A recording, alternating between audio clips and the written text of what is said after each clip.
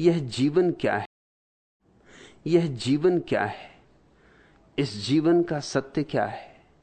कहां कहां नहीं खोजा, लेकिन हाथ खाली के खाली। पुरुषोत्तम, खोजोगे तो हाथ खाली ही रहेंगे, और कहां कहां खोजोगे तो खाली ही रहेंगे। कहां कहां खोजने का मतलब बाहर बाहर खोजना, काशी में कि काबा में कि कैलाश में, गीता में कि कुरान में कि बाइबल में। कहते हो कहां कहां नहीं खोजा, इसलिए तो खाली हो। झांकना है अपने भीतर, कहां कहां नहीं खोजना। सब खोज छोड़ दो, बैठ रहो, अपने भीतर ठहर जाओ। ज्यों था त्यों ठहराया, उस स्थिरता में, उस स्थिति प्रज्ञ की अवस्था में, उस परम स्वास्थ्य में। स्वास्थ्य का अर्थ है स्वयं में ठहर जाना, स्वस्थ, स्व में स्थित हो जाना। तुम पाओगे, और मजा यह है उसे ही पाना है जिसे पाया ही हुआ है, उसे ही खोजना है जो मिला ही हुआ है। तुम उसे लेकर ही आए हो, वो तुम्हारे जन्म के साथ आया है। जन्म के पहले भी तुम्हारा था, अब भी तुम्हारा है, मृत्यु के बाद भी तुम्हारा होगा। मगर तुम भागते फिरो सारी दुनिया में तो स्वभावतः चूकोगे, क्योंकि भीतर तो झांकने का अवसर न मिलेगा। अब तुम पूछते हो यह जीवन क्या है। यह प्रश्न इसलिए उठ रहा है कि तुमने जीवन को भीतर से जी के नहीं देखा। बुद्धि में बस सोच रहे हो कि जीवन क्या है, जैसे कि कोई उत्तर मिल जाएगा। जीवन कोई ऐसी चीज नहीं है कि बुद्धि उत्तर दे दे। जीवन तो जीने में है। जीवन कोई वस्तु नहीं है, इसका विश्लेषण नहीं हो सकता कि टेबल पर रख के और इसका तुम विश्लेषण कर डालो, कि परख नली में रख के और इसकी जांच पड़ताल कर लो, कि तराजू पे तौल लो, कि गजों से नाप लो। ये जीवन तो तुम्हारे भीतर है। तुम जीवित हो और पूछते हो जीवन क्या है।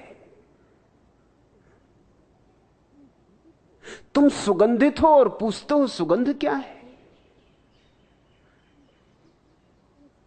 तुम चैतन्य हो और पूछते हो जीवन क्या है। यही है जीवन जो तुम हो। पूछते हो जीवन का सत्य क्या है। कहां कहां नहीं खोजा। खोजते रहो, जन्म जन्म से खोज रहे हो। खोज खोज के तो खोया है। अब खोज छोड़ो। मैं यहां खोज छोड़ना सिखाता हूं। बैठ रहो, मौन हो जाओ, शब्दों में मत तलाशो, शास्त्रों में मत तलाशो। वहां शब्द ही पाओगे, और शब्द सब थोथे। अपने शून्य में विराजो, और उसी शून्य में आविर्भाव होगा। और जिसे कहीं नहीं पाया उसे अपने घर में पाओगे। वो पहले से ही तुम्हारा अतिथि हुआ बैठा है। अतिथि भी क्यों कहो, आतिथे। वही तुम्हारा मालिक है जिसके तुम खोज में चले हो। जो खोजने चला है उसे ही खोजना है।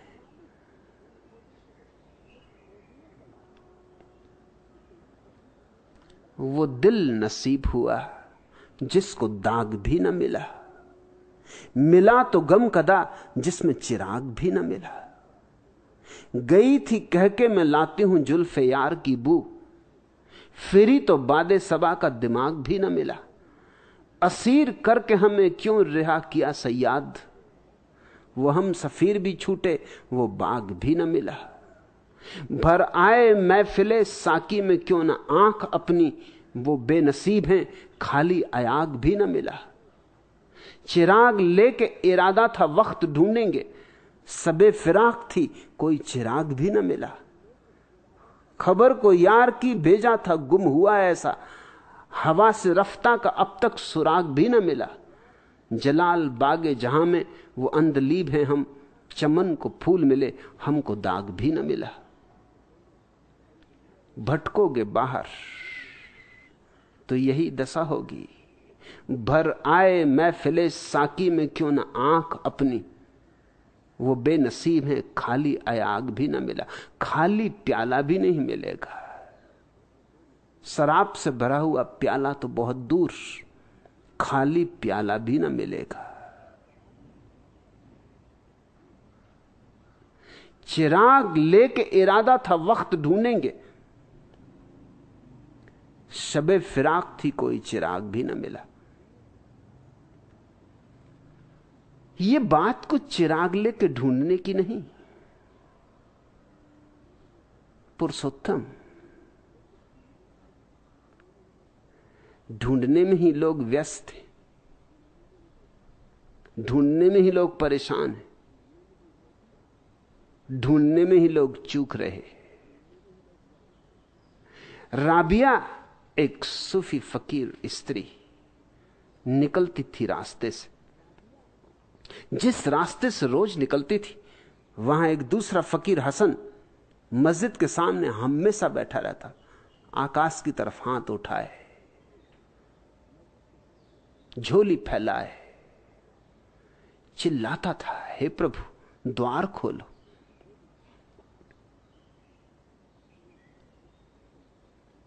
राबिया ने कई बार इस हसन को यूं मस्जिद के सामने प्रार्थना करते देखा था। एक दिन उससे न रहा गया। बड़ी हिम्मत की औरत थी। जाके हसन को झकझोर दिया और कहा कि चुप रहे, बंद कर ये बकवास। मैं तुझसे कहती हूं दरवाजा खुला है और तू नाक चिल्ला रहा है कि दरवाजा खोलो, दरवाजा खोलो। तू अपनी धुन में मस्त है, दरवाजा खोलो, दरवाजा खोलो, इसी में लगा। दरवाजा खुला है, आंख खोल, बकवास बंद कर। दरवाजा कभी बंद नहीं था। एक सम्राट का वजीर मर गया। उसे एक वजीर की जरूरत थी। कैसे वजीर चुना जाए? सारे देश में खोजबीन की गई। 3 बुद्धिमान व्यक्ति राजधानी लाए गए। अब राजा को चुनना था इन 3 में से कोई एक। एक अलमस्त फकीर से उसने पूछा कि आप ही कोई रास्ता बताओ, कैसे चुनूं? तीनों मां बुद्धिमान है, बड़े मेधावी हैं, तय करना मुश्किल कि कौन किससे ज्यादा है। एक से एक बढ़के हैं सब। मैं बड़ी उलझन में पड़ गया हूं, किसको चुनूं, किसको छोड़ूं? तीनों चुनने जैसे लगते हैं, लेकिन आदमी तो एक ही चाहिए। फकीर ने उसे एक तरकीब बताई और वो तरकीब काम आ गई। उन तीनों को एक कमरे में बंद किया गया और उन तीनों से कहा गया, सम्राट खुद गया कमरे में। उसने कहा कि मैं दरवाजा बंद करके बाहर जा रहा हूं। ये दरवाजे पर ताला नहीं है, देखो ताले की जगह गणित के अंक लिखे हुए। ये एक पहेली है। इस पहेली को जो हल कर लेगा वो इस दरवाजे को खोलने में समर्थ हो जाएगा।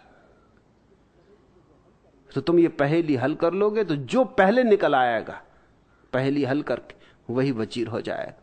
तीनों को छोड़ के दरवाजा बंद करके सम्राट बाहर बैठ गया।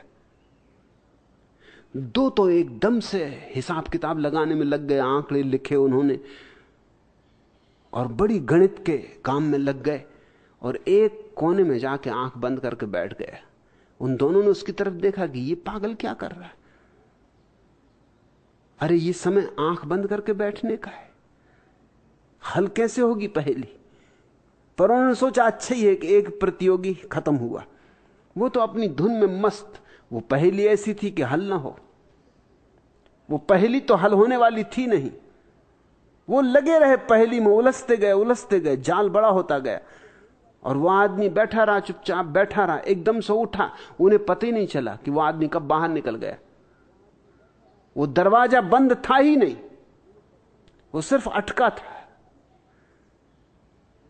वो आदमी शांत बैठा रहा। उसने क्या किया? वो तो सिर्फ मौन बैठा, उसने सारे विचार अलग कर दिए, उसने तो ध्यान किया। और ध्यान की एक अद्भुत खूबी कि दृष्टि निर्मल हो जाती, दृष्टि पारदर्शी हो जाती, अंतर्दृष्टि खुल जाती। अचानक उसे भीतर से बोध हुआ कि दरवाजा अटका है। पहली सब शरारत है, पहली उलझाने का ढंग है। वो उठा और उसने कहा सबसे पहले तो ये देख लेना चाहिए कि दरवाजा बंद भी है या नहीं, फिर पहली हल करने में लगना। वो उठा, उसने दरवाजा हाथ लगाया कि दरवाजा खुल गया, वो बाहर निकल गया। वो दोनों तो उलझे ही रहे पहली सुलझाने में, जो सुलझने वाली थी ही नहीं। उनको तो तब नींद टूटी जब सम्राट उस आदमी को लेकर भीतर आया और उसने कहा भाइयों अब हिसाब किताब बंद करो, जिसको बाहर निकलना था वो निकल चुका है, वो वजीर चुन लिया गया, अब तुम क्या कर रहे हो, अपने घर जाओ। उन्होंने कहा वो निकला कैसे, क्योंकि वो तो सिर्फ आंख बंद किए बैठा था। सम्राट ने कहा वो फकीर ने भी मुझसे कहा था कि उन तीनों में जो ध्यान करने में समर्थ होगा वो बाहर आ जाएगा, जो गणित बिठाने में बैठेंगे वो अटक जाएंगे, जो तर्क लगाएंगे वो भटक जाएंगे। क्योंकि ये दरवाजा यूं है जैसे जिंदगी। जिंदगी कोई गणित नहीं, कोई तर्क नहीं। जिंदगी बड़ा खुला राज है। जियो मौन से, शांति से, परिपूर्णता से, तो खुला राज है। मगर उलझ सकते हो तुम। प्रेम को जानने का एक ढंग है प्रेम में डूबो, लेकिन स्वभावता जो होशियार आदमी, चालबाज आदमी, वो कहेगा पहले मैं जान तो लूं कि प्रेम क्या है, फिर डूबूंगा। बस चूकेगा फिर। जिसने सोचा कि पहले जान लूं प्रेम क्या है, कैसे जानेगा प्रेम? प्रेम करके ही जाना जाता है, और तो जानने का कोई उपाय नहीं। या है कोई उपाय?